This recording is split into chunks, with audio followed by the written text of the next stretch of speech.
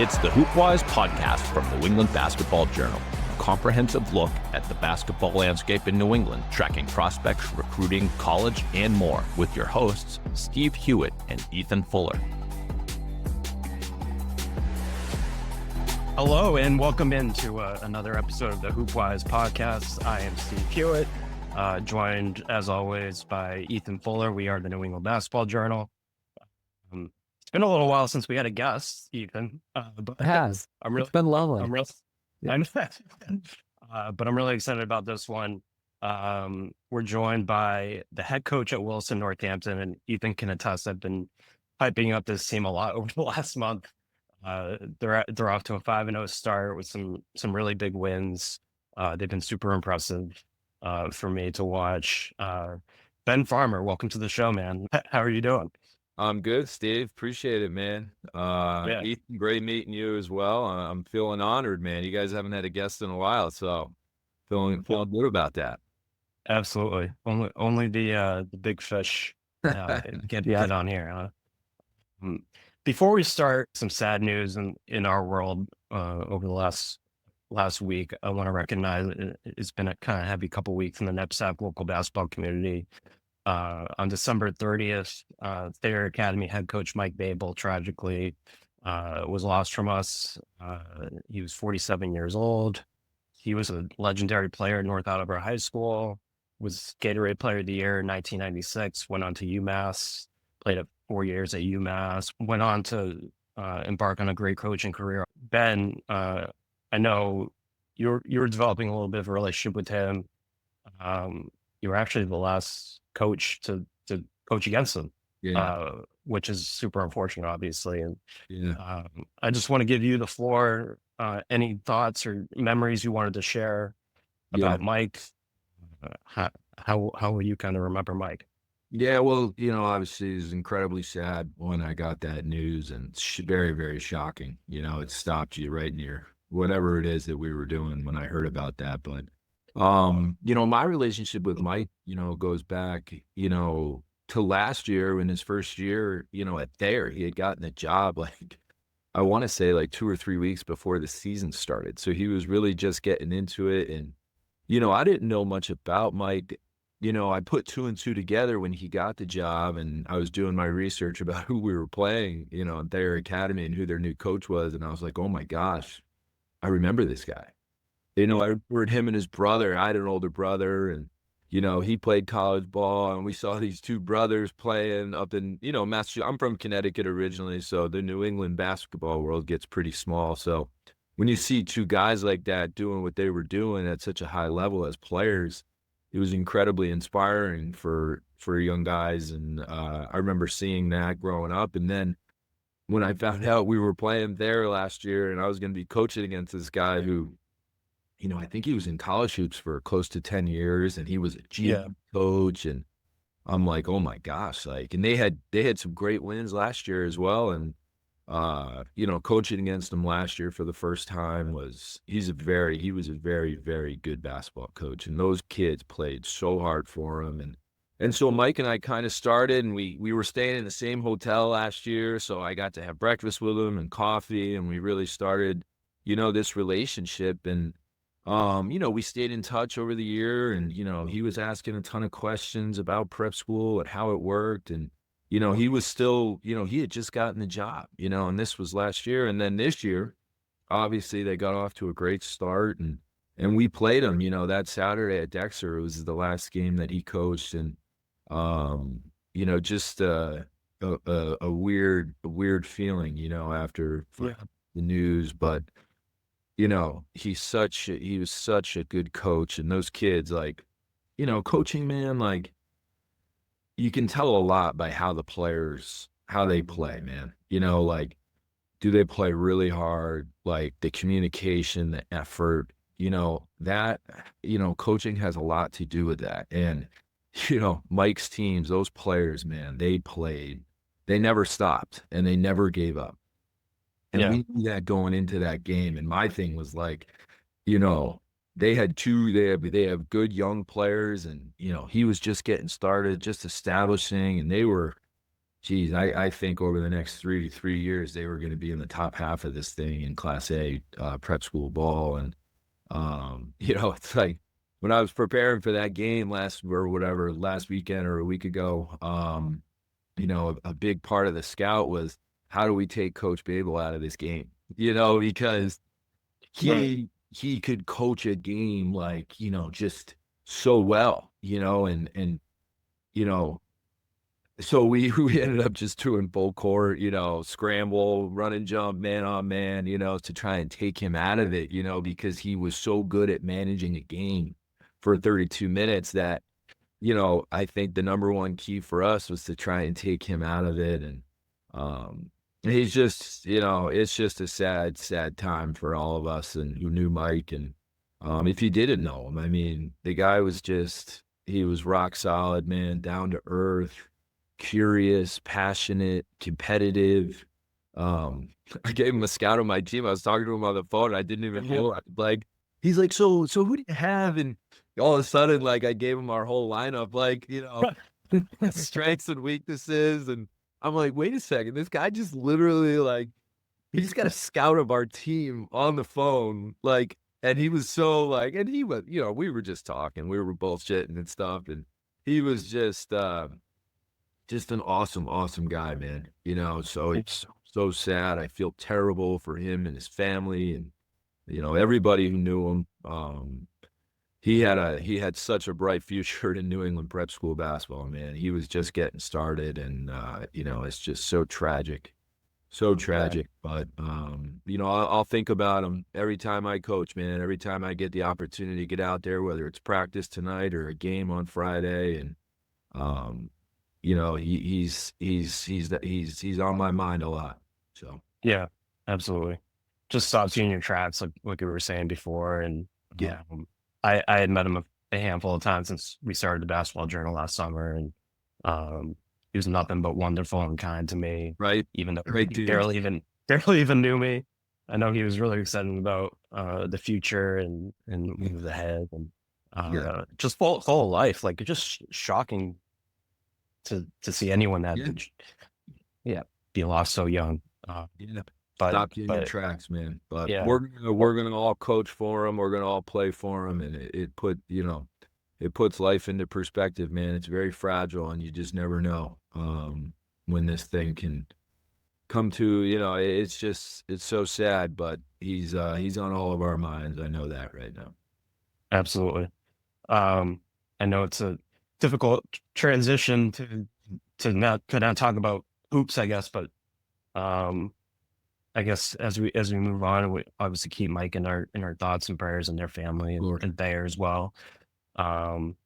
What have I guess what's break been like for you? Obviously the big start. You guys are 5-0.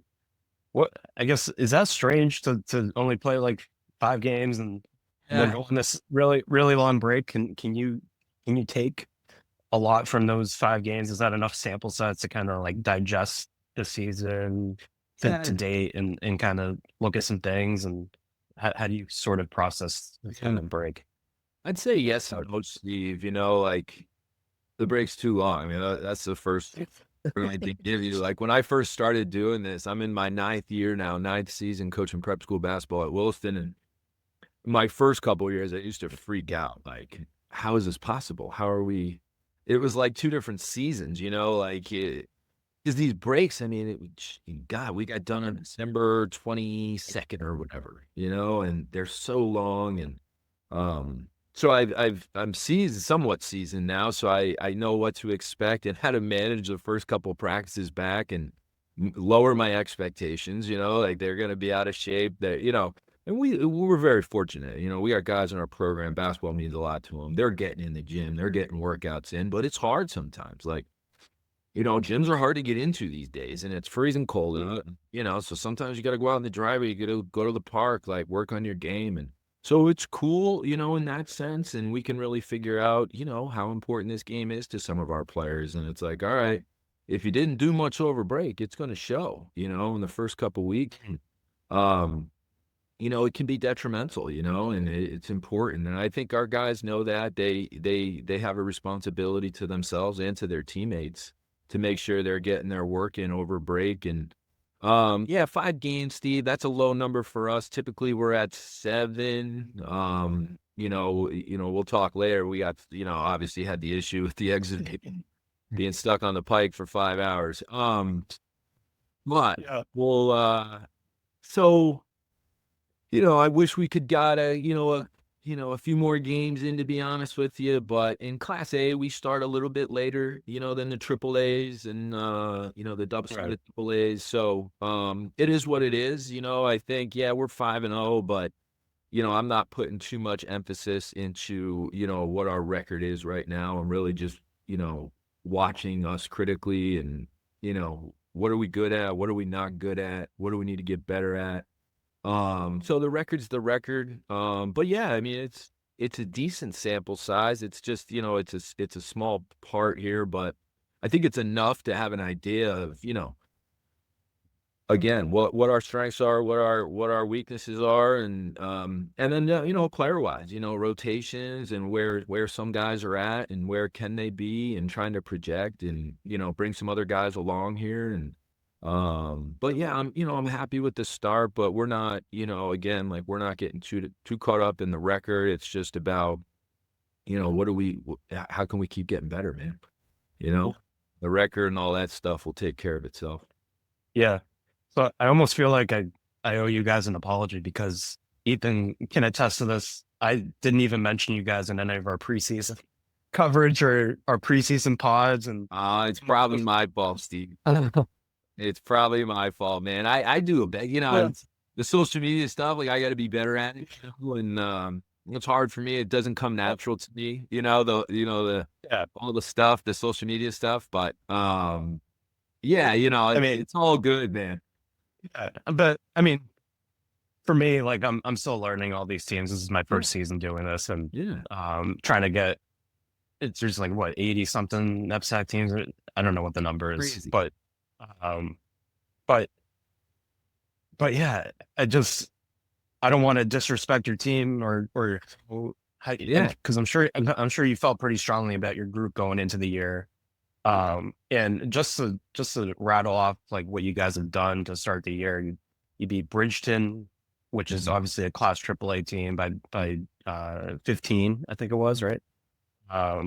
You beat Wilbraham, a Class AA team, and then I was there at Scholar Roundball when you guys beat Tabor by 30, and I was typing up Tabor in the preseason. Like that's a really good team. I heard about this game a lot in the office the next week. Steve was fired up about this. I was like, what did I just watch, man? Like it just beat Tabor by 30. So I guess my question is like, is there any kind of element of surprise with the start, or what have you liked about just how you guys have performed in these opening weeks?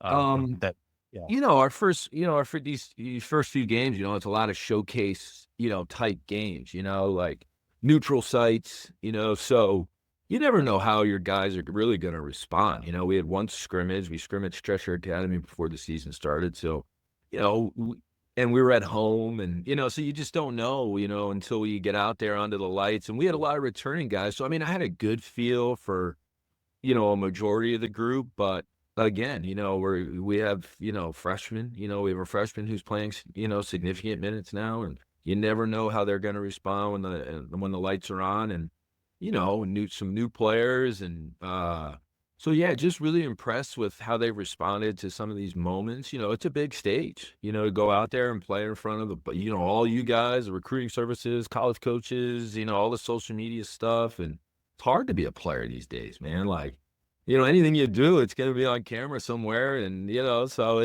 so I've been super impressed with just their approach. They've been mature and just their approach to these games and these environments. And, we've had some great wins, man, against some incredible teams and programs. I mean, Bridgeton, geez, like when I was a player at St. Thomas More playing against Coach Witt, like, I was guarding guys, like Robert Baden, who's going to Indiana. Like, he's a legend, he's somebody I, looked up to, and, Coach Quinn at St. Thomas More, like him and Coach Quinn, like they've been doing this for over 40 years. Like they're people that I really Crazy. look up to. They're mentors of mine, and nothing but respect, and like, just coaching against, Wit, like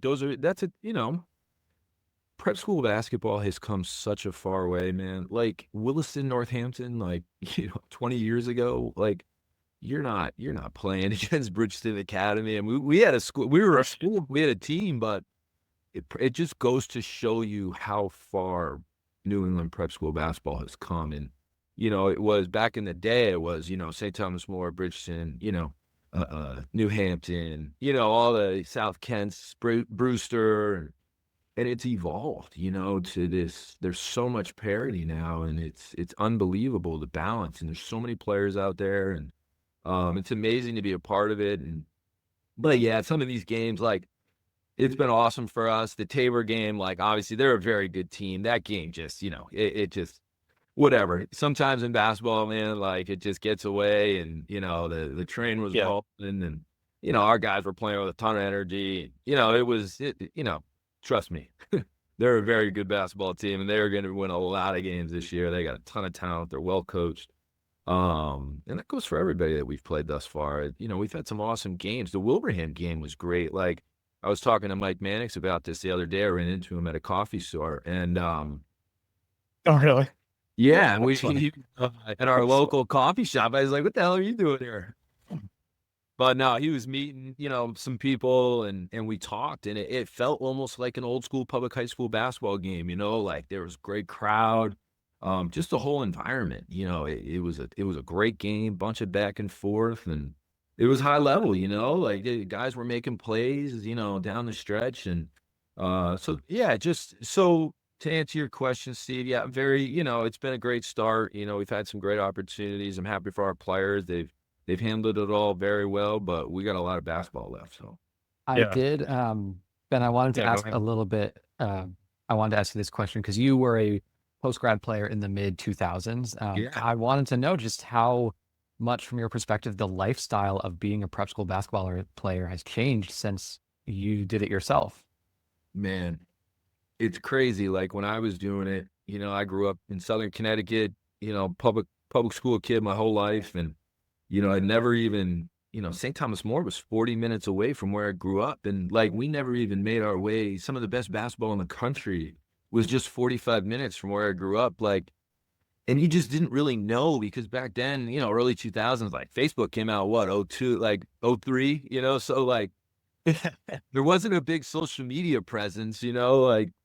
So when I was, deciding about what I was going to, had some recruitment, some college, situations, offers, and I was very immature. I was 17 years old. I was young. It was basketball. School was very far down on my list at the time. And they're like, my parents, and I had coaches in my life were like, "You're going to prep school." And I was like, "Oh, great." Like that's, I don't really know what it is, but sounds good. And in St. Thomas More, it was like, I don't even think I'm trying to remember if I visited. Coach Quinn he's such a legend in the game. And, I knew people that knew him, and there was close connection and close ties. And it was just like a no brainer, if you're from Connecticut and, you go to St. Thomas More. And, so grateful for that time, that 1 year that I had there. That's memorable, I'd never forget it for the rest of my life. And, in the moment, it's really hard, like it's to go from, you're living on your own for the first time, and taking care of yourself, and it's a grind, even I was pretty close from home, but I, teammates and roommates that were from California and from all over the country. So, it was such a taste, it got you ready for college, and practices were so demanding, and the competition was through the roof. So every day, man, if you didn't come ready to go, you got exposed, and that was a practice or a game. It didn't matter. And just the standard, and that really prepared me for college. And I was able to get off to a really good start in college. And I attribute all of that to, obviously I had a really good public high school coach, but, spending that year with Coach Quinn at St. Thomas More, like I was ready to roll when I got to Marist. And I knew what I was getting into, the physicality, the competition, the toughness, what it was going to require for me to be on the floor at a young age. And it's 20 years later now. And, Ethan, to answer your question, like, I don't know how much it's, at the same time, I mean, all the schools are different. I think the only thing that's changed now is everybody's, there's just more, it's not just those, the original six, or the St. Thomas version, Bridgeton and Winchendon back then. And, all these schools now, it's evolved into this, like, holy cow, AAA, AA, A, B, C. Like, I don't know much about Class C and Class D, but I know A and B really well. And these teams are incredible, man. Like, so on any given night, I think anybody can beat anyone. And, there's players everywhere, from all over the country, from around the world. And it's a beautiful thing. And to see it evolve over just 20 years, and I think there's still there's a lot more to go here.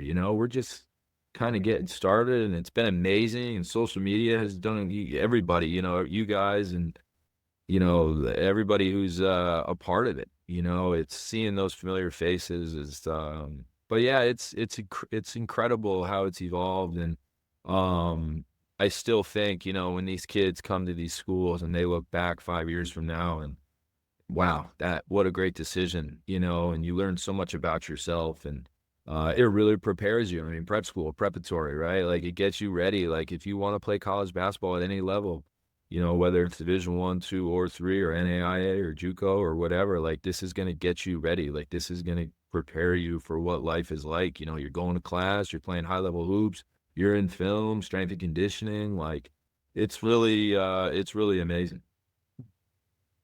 So you've played 5 games. Yeah. It should be 6. Mhm. It should be 6.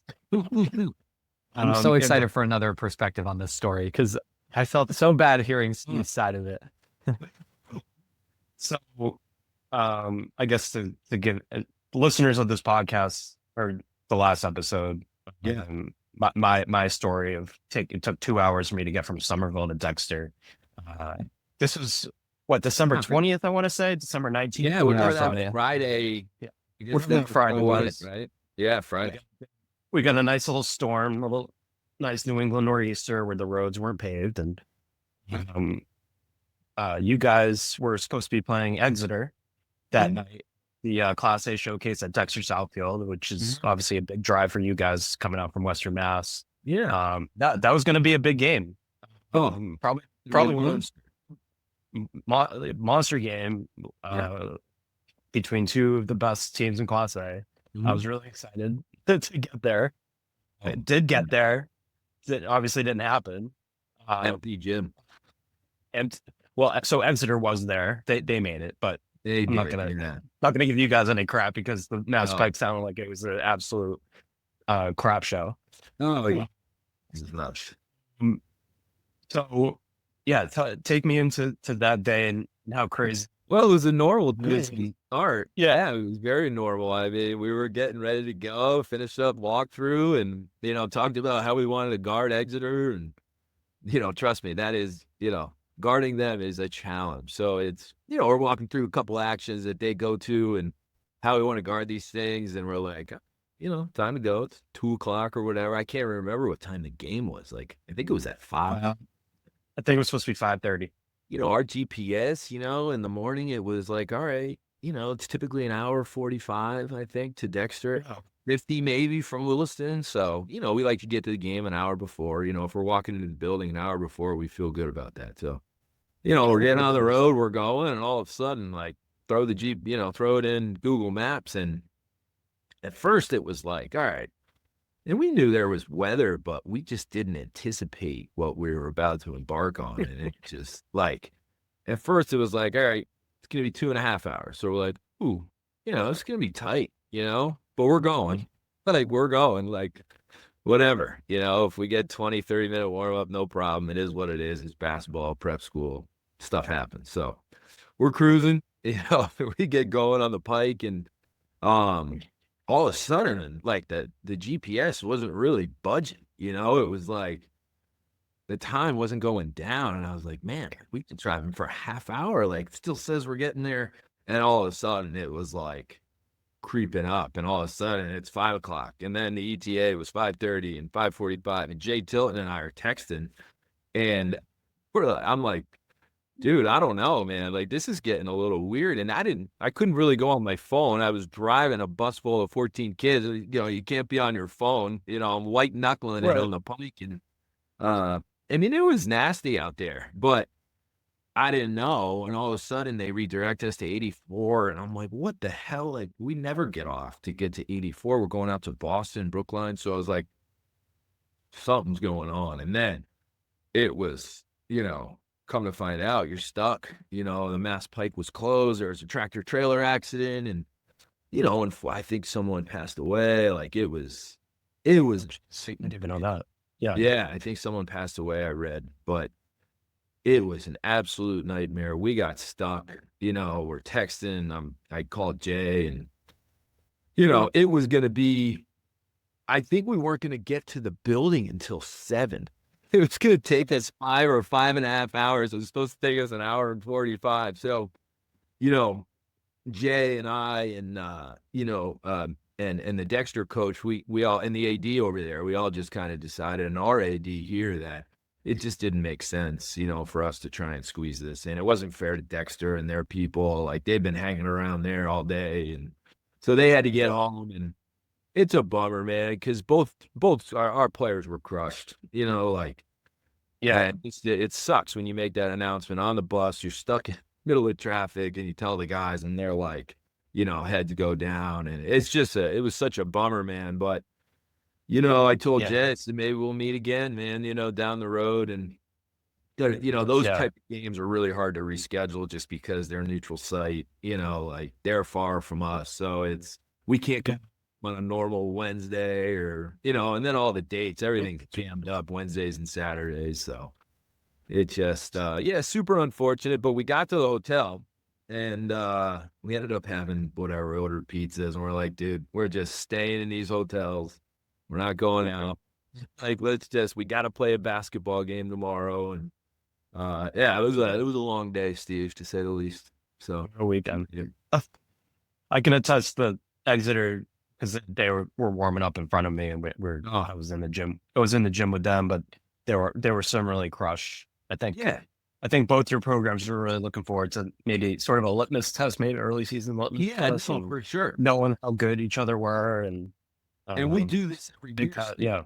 Exeter and us play every year at this time, and it's awesome because it's such a barometer. You know, Jay and Exeter, they've done such an incredible job. You know, they're kind of the standard in Class A. You know, they've won it multiple times. They're the champions from last year. And, you know, so it's always a great barometer for us to see kind of where we're at and how we stack up against, you know, a team like that. And they're so good, man. They're so well coached. They got great players, and they're disciplined, and, you know, they move so well without the basketball. And it's just a really good test. And it's a bummer, you know, that we weren't able to play the game. But, you know, you know, we'll see what happens down the stretch here. Yeah. You reminded me telling that story, but I don't think a lot of people realize that coaches are driving these buses 2-3 hours to get to great job, man. It's part of the job, right? Part of the gig. Very unique. Very unique. We do it all. Pretty cool. I love it. Yeah. So getting into more of the weeds of your team, and I've seen you guys twice, I think. Yeah. Preston Edmead, Ricardo Nieves, Ashton Reynolds. I would maybe call that your big three. If that's fair to say. Just super impressive how they have, because this is Ashton's first year, right? I think he's with you guys. He's a post grad. Really impressed just the way you guys have gelled together, and the way, the style you play, really fast. These guys are super athletic, and on both ends. How do those three kind of lead the torch of what you're trying to do on a by game basis with just the way you play, and how have you seen those guys kind of gel together and kind of lead this group in particular? Well, it's an incredible 1, 2, 3, man. Like, you know, I think, you know, and it's a testament to those guys. You know, Ricardo, this is his third year with us, two-time Yeah. captain. Him and I have a very strong relationship, and he's such a welcoming kid. He's just great, and then Preston, this is his second year. And again, just, a two-time captain, and he knew Ashton, Preston and Ashton were AAU teammates. They both played 16 and under New York Jayhawks. So that's what kind of started this whole relationship, and how we got introduced to Ashton was through his AAU coach and high school coach. And, and it's, such a testament to Ashton and he's the only post-grad on our team, and that sometimes can be difficult, but he doesn't lose he doesn't care. Like, he's just like, I like these guys. They're good to me. Like, he's such a selfless person that, in post-grad, sometimes if you're out of spot for 8-9 months, like, you go in there, you do your thing, you get out, hopefully get a scholarship, can feel transactional at times. But, and this is all a credit to Ashton and his family and everybody who's around him and in his life. Like, he's the opposite of that, and I think that is huge. Like, he's about the team, man. He's about the game. He's not like, oh, I got to get my shots, or I got to get, average a certain amount of points. Like, he doesn't care. Like, and when you watch him play, it's pretty clear, right? Hey, Ashton, I need you to play the 5. Okay. I need you to play the 1. Yeah. Okay. Like, he's one of those, like, he doesn't, a lot of these guys out there now, oh, no, coach, I'm a 2, I'm this, I'm that. He's like, I'm a basketball player. And he loves to compete. He loves being on a team. And he brings a toughness and a competitiveness, and his athleticism is just, I haven't seen it, in my time here in 9 years. We haven't had an athlete like him. And in New England prep school, I mean, he's about as good as it gets, I think, from an athletic standpoint. Just his right, like, just his vertical and his the way he rebounds the ball and the way he blocks shots. I mean, we can put him on a 6'8" kid, we can put him on a 6-foot kid. It doesn't matter. So yeah, those 3 guys kind of, that's our, quote unquote big 3. And then we have, a bunch of, role players and guys that are, probably would be, guys, starter, maybe go-to guys on other teams. And, but those guys, I mean, they're incredible and they're a huge part of what we do. And, but yeah, to have those 3 and just the way it's gelling is, it's a testament to everybody on the roster. Guys that you would never know about, that don't get into the games that they do, every day in practice. Just their it's all, their selflessness and understanding their role. And, and then those guys, have such respect, are guys that are playing 30 minutes a game, respect those guys and vice versa. So when you have that, you have this energy, this gel, like, the camaraderie is special, So as a coach, man, coming into the building every day, like, fired up, can't wait to get on the court with these guys, because it's like, I know what I'm going to get. There's no question marks, like, and I feel blessed. I feel very fortunate. And, they come ready to play every day, ready to work, and they're good to each other. They respect each other, but they challenge each other. I mean, our practices are intense, they get after it, and I'm just, again, very, very fortunate to have this group. Yeah. Ashton's what, 6'3"? Yeah. So around that? Yeah. Plays like he's 6'9". Oh my God. The first time I saw him was that Bridgeton game. Yeah. He had like 2 or 3 dunks. I was like, who is this kid? There you go. Yeah. And then that Tabor game, I came in and he was the best player on the floor. Yeah. Like you said, blocking shots, rebounding. He's on the glass on both ends, defending. Yeah. Just does everything. He's over the game. And then, obviously, we talk about Preston. He's going to Hofstra. Yeah. Ricardo's going to Tufts. Yeah. Ashton's still uncommitted at this point. Yep. And the first time we spoke, you told me at the time, this is probably about a month ago. Yeah. You didn't have a committable offer yet, and that like blew me away. And I'm new to this. So I was like, is that something that he's just kind of falling through the cracks kind of thing? Or I'm sure there's different factors at play. But It's like kind of how like it's basketball. surprising is that? Yeah. Yeah, it's kind of just the state of college hoop right now and where recruiting, how it's going down. And, and I'm not worried about him. And I think, Yeah. he's one of those high school, prep school kids out there that, 5, 6 years ago, he'd probably have 8, committable offers right now. Yeah. But the game has changed, man. The portal has really impacted it. The COVID stuff is cleared out at this point, but the transfer portal, I think, and NIL and all that stuff. So there's the landscape of college recruiting at that level now has changed dramatically, and you're seeing every level is benefiting from it, or but if you're at the Division I level, it's you're probably, if you have 4 scholarships, 2. It depending on where you are. If you're at a low or mid-major, or 2 are going to transfers, and then maybe 1 to a JUCO kid, and then maybe 1 to a prep school, high school kid. But it all depends on your approach. I'd say, just based on my experience, that's what a lot of programs are doing. But I think there's still programs out there that are still that believe in development, and I get it, man. It's tricky. Like, if I was in those guys' shoes, I'm not sure how I would do it. I think it depends. Like Coach Hurley at UConn, like, player development's huge for them, and they bring in the stud high school player, and then they have these perfect, these great transfers that are nice pieces, but he's developing everybody along the way. And that's UConn. That's a whole different animal, and then you got the low to mids D1s that I think are trying to figure out what's the way to go here. Do we go all transfer? Do we go all, high school, prep school, develop kids, sprinkle in a couple transfers? So I think that's probably why Ashton's in the position that he's in.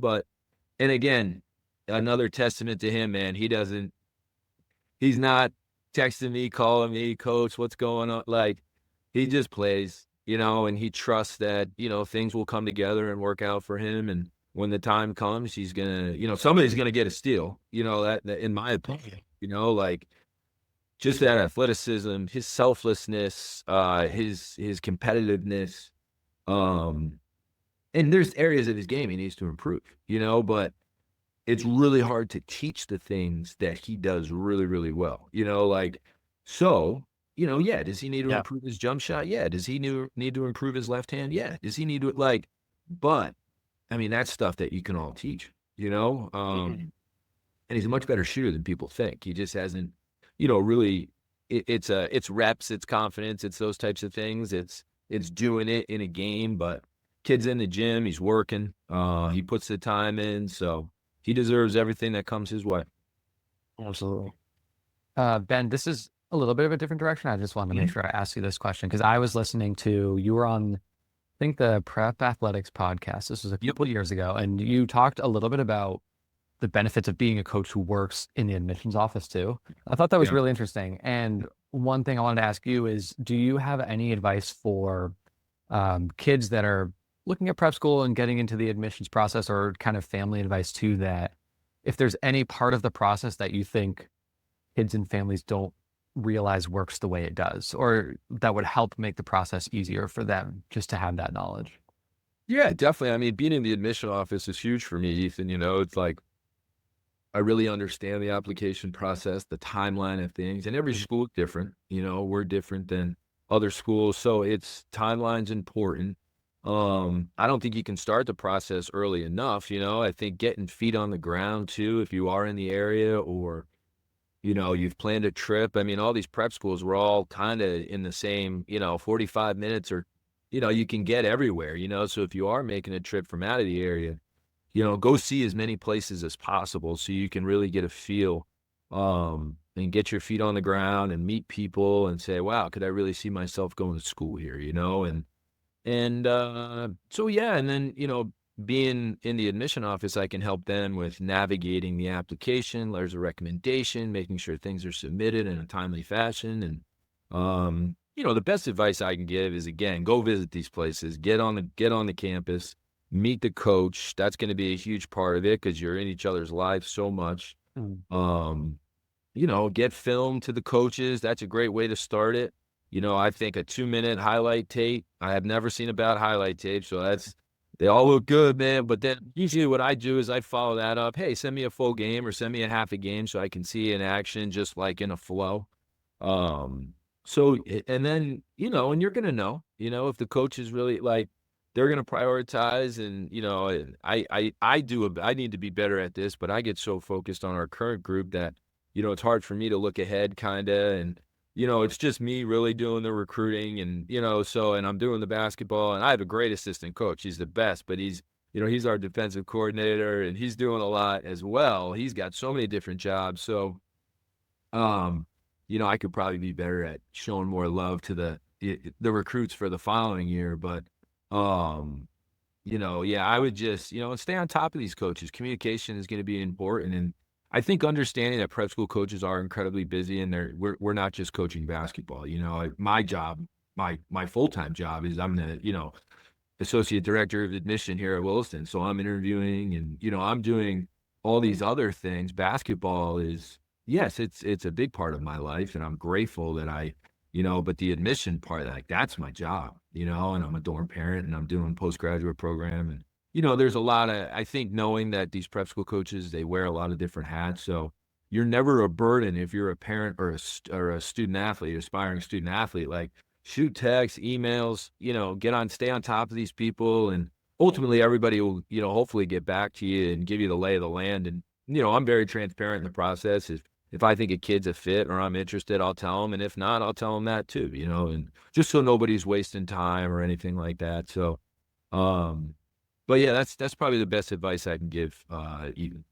Yeah, no, that's good. Cause the most publicized part of your job is obviously the coaching, and that's why you're on here. But like you mentioned, that's a very small part of what you're actually doing. It really is. So that's helpful. Mm-hmm. I was hired, yes, hey, we know Ben coaches basketball, and, but, you're here to do a job, whether it's teaching English or math or, admissions or college counseling. And, everybody has different gigs that they're doing, but I can guarantee you this, whatever those jobs are, that's their full-time job, and then how they approach basketball, or, that's up to the individual, and you can put as much or as little into it as you want. The school doesn't tell you, hey, we need you to, do scouting reports and, recruit. And I mean, of course they want us to recruit and bring in competitive kids that fit the school and what we're looking for. But, as far as prepping and preparing for practice and games, that's up to the individual and how much time and effort they want to put into it.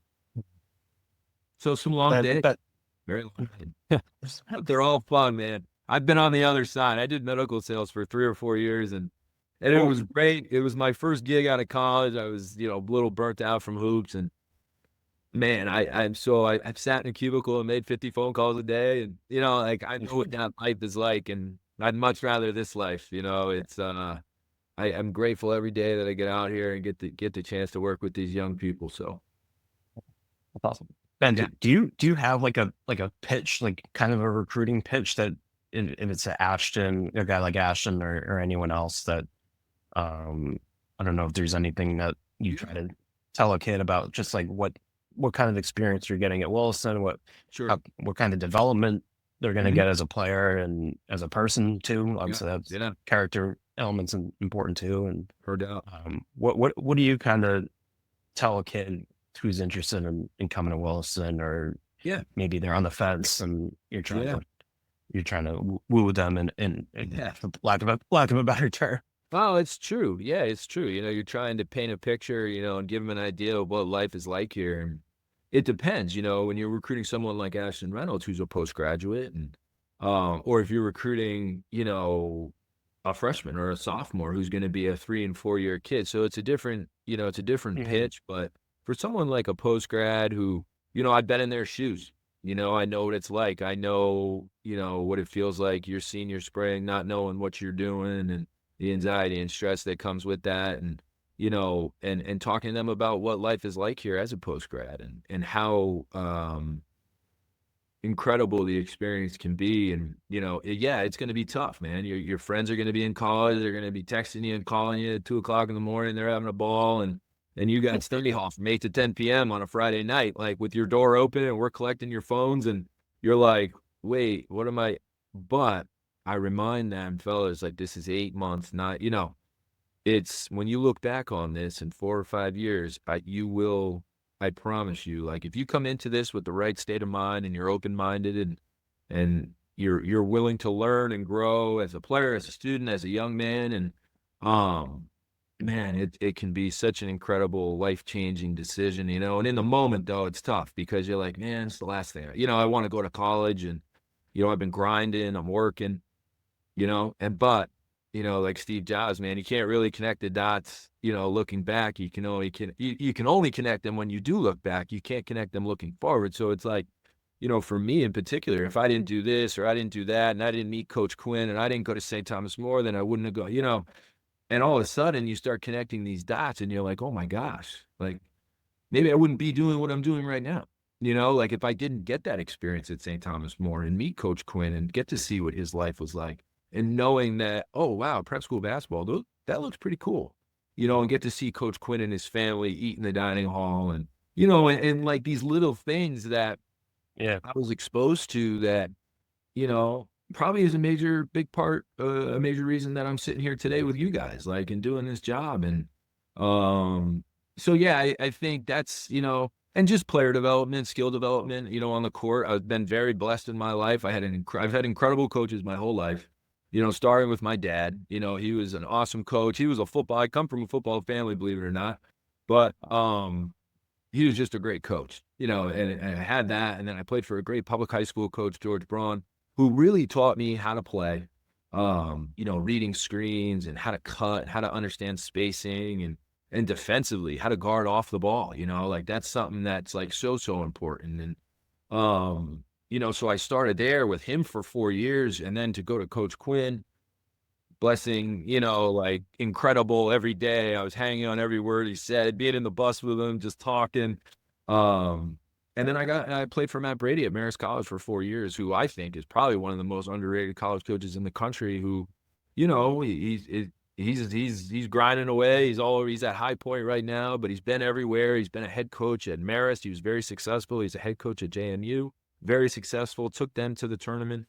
So, and he had me really see the game from, offensively and defensively, so coaching, it's like, I'm just taking all the stuff I learned from those guys and implementing it and being my own person, though. I think that's important. Like, sometimes I get caught up, like I see Bill Self or, like, man, I look up to these guys, Hurley, and it's like, it's really important, I think, that you be yourself, and yes, you learn from all of these coaches, and we all, take and steal, but you have to put your own spin on it and never lose who you are. And because if you're just trying to be all these people, and the players are going to see through it, and they're going to be like, it doesn't work. So yeah, I mean, I just, I think I just take all that stuff, all the player development, skill development. We watch a lot of film.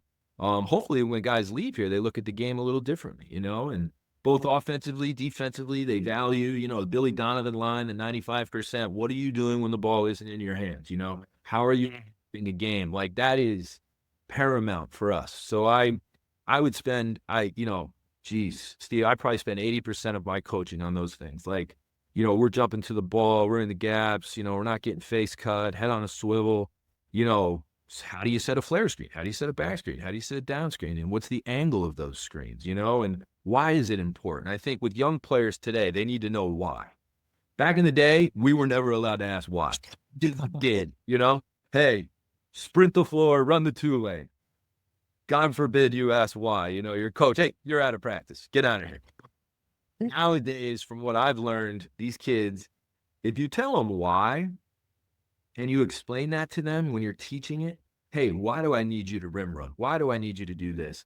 Like, as long as it connects, they're good. Like, they respond to that, and it works, and, why do I ask you? Like, the Georgia football coach, he told his players why it's important to tuck your shirts in during practice. And it's so when it's, you're in a 7-7 game and it's the fourth quarter and there's a minute and a half to go, we can all trust each other that we can execute and get it done. And we're not taking shortcuts and discipline.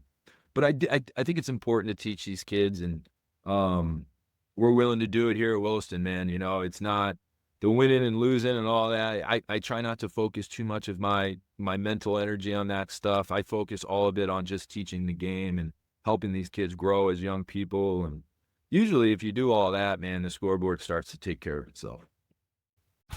Are you serious about playing your sport in college? Do you need a flexible education that allows you to maintain your practice and competition schedules while also preparing you to succeed at the next level? You should check out the University of Nebraska High School. UNHS is accredited and offers more than 100 online courses, including NCAA-approved courses to protect your academic eligibility. Students could earn a UNHS diploma or take a single course for transfer credit. Courses are college prep, self-paced, and available 24/7, 365. Enroll anytime and take up to a year to complete a course. Visit highschool.nebraska.edu today. Before we let you go, we're gonna throw it over to producer Yaz for full court press. Let's do it. I'm ready. Since we've done it, so let's go, Yaz. Full court press.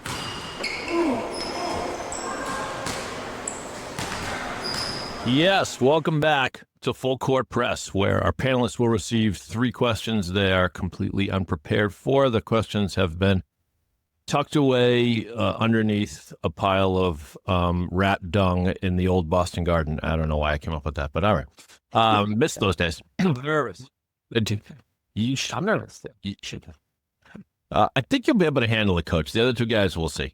So this is we sit here in January. This will be the Predicting the Future edition of Full Court Press. First question is just how in 2025 and beyond will the sport of high school basketball evolve and change? I'll give you 3 potential options, or you can go off the board. Number 1, so-called positionless basketball, which you may have already discussed on this show. The trend towards versatile, multi-skilled players instead of those confined to one position. Number 2, increased pace and space, which is that style the Celtics plays where 5 guys stand about 30 feet from the hoop each and just throw the ball around until somebody decides they're going to shoot a 3-pointer. Or 3, the dreaded load management. How much will that creep, if it hasn't already, into high school basketball? Greater emphasis on preventing overuse injuries. Coach, you're the guest. You get to go first. Positionless basketball, increased pace and space, load management, or something different? It's a tough one, man. I'm gonna go with like the first 2. I'm gonna stay away from the load management and stuff. I hate it. And these kids are young, man. They can play until the wheels come off. So, but positionless basketball, I don't think that's going anywhere. I think the game is evolving. Guys are going to keep being able to shoot, pass, and dribble, regardless if you're 6 foot or 6'11". It's imperative, I think, to have 5 guys on the floor that can all do those things. So, and the spacing and the pace, like that's huge, you know. And I think 5 years from now, I think we're all going to be 3 to 5. Let me change that. 3 years from now, I think we're going to be on a 24-second shot clock at our level. I totally see that coming, which is going to require guys to, you know, we're going to get the ball up the floor quickly, and, you know, if you're open, let it rip. But, you know, get that ball moving, I think will help with the pace, but you can't have great pace unless you have great spacing. So those 2 go hand in hand. Interesting thoughts. Ethan, how about you? Yeah, I think I'll kind of hone in on the pace and space aspect of it. Partially, you mentioned the shot clock possibility. I think that would be really interesting. I think in general too, I've not been around nearly long enough to say this with a ton of confidence, but I feel like there's just a higher standard across a lot of levels of youth basketball that you can just beat presses at this point. And I feel like presses can still be extremely intimidating, but there is more of an expectation that a quality team should be able to just beat it. And I think that's just more transition play. I think positionless basketball kind of leads to increased pace, because if everyone can handle the ball, you don't really need to slow it down and like work out of the post all the time. And so, yeah, I'd say 2 specifically is probably the one I'd most go towards. Yeah. All right. Another vote for that. Yeah. How about you, Steve? I agree with both Ben and Ethan, the increased pace and space. Just in my limited time of watching prep basketball, some of the newer coaches that have come in, like I'll shout out like Matt Droney and Dexter Lambros at Nobles. They both kind of play that style, kind of fast, almost 5 out. I'm seeing a lot of bigger kids, like 6'9", 6'10", being able to handle the ball. The kid at Cushing, Theo Adema, can go coast to coast. He's like, I think he's 7 foot. Oh, He can he can handle the ball and beat a press and take guys on one-on-one. So I think that's just going to keep going and going, and you'll see just continue to see more of that. See, when I played in high school, I was a 3. I didn't handle the ball well enough to be a 1 or a 2. I wasn't tall enough to be a big. It was the only thing I could do. I could never survive in today's game. Forget it. All right, next question. The second question is, what player would you most pay to see in 2025? And let's confine this to NBA or college. That player who you most would love to see in person.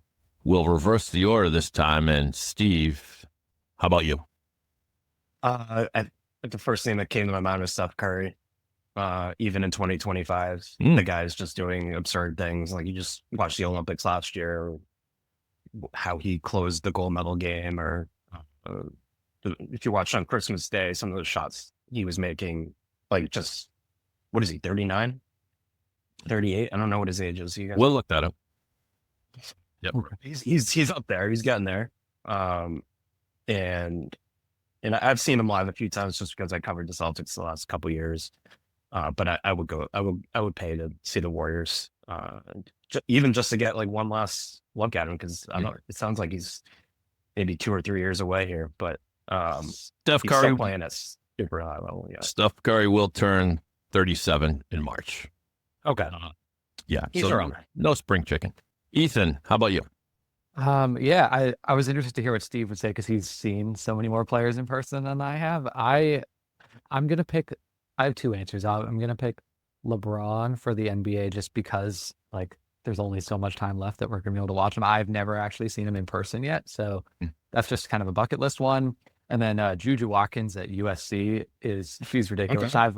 I've hyped her up to Steve so much, and like, I'm far from alone in that, but I really think she is a basketball player, like, unlike anyone I've really seen at her level. And so I'm really excited. I've gotten to see her play once in high school, but whether it's at USC or whatever WNBA team she gets to, she would be a bucket list one for sure. Nice.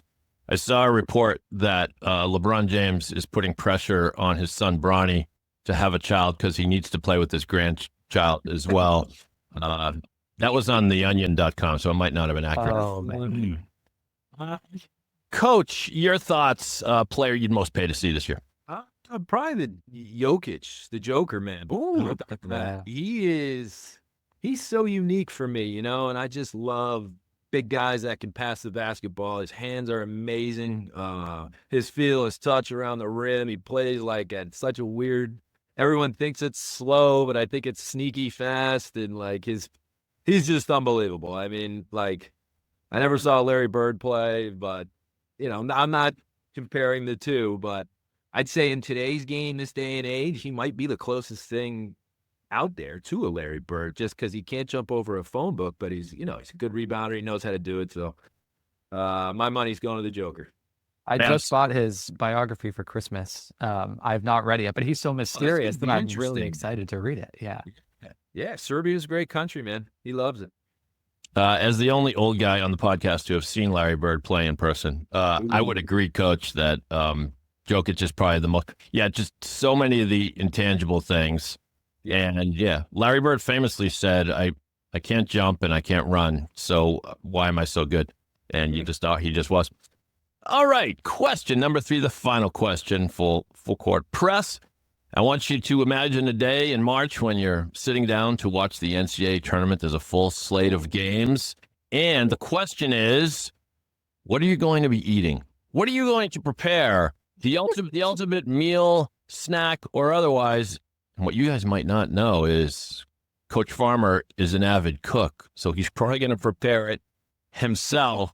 Wow. The ultimate thing to consume during a hoop game. Coach, what do you got? Man, March Madness, that's different. I'm not going to be cooking during March Madness. I'm going to be dialed in watching the games, and I'm going to order wings and nachos. Oh, man. Let's go. Cold adult beverage. Can't go wrong with that, but I need to press you. What's your go-to thing you love cooking more than anything else? Oh, man, steak. I like getting on the grill. Not this time of year, but I'll do it, man. I'll go out there and hat and gloves, and I bet you're a bone-in guy. I'm strictly a fillet guy. Bone-in. Yeah. Those purists, they love the bone. Yep. All right. Let's go to Ethan. Ultimate basketball thing to wolf down. I'm going to say this because I have done it in college and it was a great time. Raising Cane's, we would get the, oh my gosh, I forget what they call their like massive tailgate combo for Raising Cane's, but it's literally just like chicken tenders and fries, but Cane's is really good. It was across the street from my senior apartment at BU, and yeah, that's all I need. I'll be very happy. All right. Possible future sponsor of HoopWise Podcast. Let's make a call. Raising Cane's. You just gave him a plug. Steve, what are you eating? Yeah, at the risk of another advertisement, I'm going to copy Ben. I was also going to say wings. But you guys been to Buffs in Newton? Sure, Newton Center. Yeah. Yeah, Tukarask is stomping ground. Yeah. So I'm gonna get whatever the biggest tub of wings I can get because I'm a March Madness sicko. I'll watch the 12-15 game all the way to whatever the last game ends. I'm going 12 hours Thursday, Friday, Saturday, Sunday. That first weekend. It's my favorite weekend of the year, sports wise. So I'm hoping the prep season doesn't really get in the way here. Yeah, it might a little bit. But yeah, I'm going wings. Buffs wings. Excellent choice. Let's go Buffs. All right. Shout out Buffs. Yeah. This is awesome. The Monday following that first weekend of games is the saddest day of the year because there's so little activity. And even when the tournament starts up again, it's not quite the same it was in that first round. No. In back in the day when I lived in Alston, in scenic Alston, we used to order from Wing It. I'm sure it doesn't exist anymore, but it was a wings only delivery service. And the wings were huge to the point where we were wondering if they were real chickens, but we didn't care. Can't go wrong with wings. Wings is the big winner at the game today. Wings all around because all you did so well in full court press. And back to you, Steve, to wrap things up. Yeah. Hey Ben, this is a fun pod. I'm glad we could get you on here, and I know you got a big couple months ahead of you. I'm excited to catch you guys at some point again soon. I'm gonna have to make a trip out to Williston, Northampton. You guys are in Northampton or East Hampton? It's in East Hampton. Yeah, it's Williston Northampton School, but located in East Hampton, Massachusetts. So great town. Come on out. Thank you so much for having me on, guys. Really appreciate it. Yeah, appreciate it, Ben. And that'll do it for us on this episode of HoopWise. For our producer Dave, for Ethan, I'm Steve Hewitt, and we'll see you next time.